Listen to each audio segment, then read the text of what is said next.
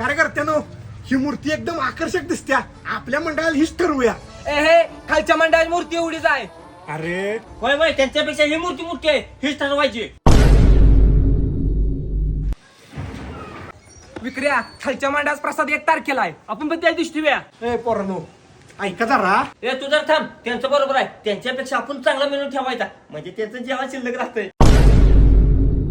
अरे खाल्ल्या मंडळानं ऑर्केस्ट्राचा कार्यक्रम ठेवलाय. हो ती काय ठेवायच्या ती ठेवती ती. तसलं काय नाही, आपण लावण्याच ठेवायच्या.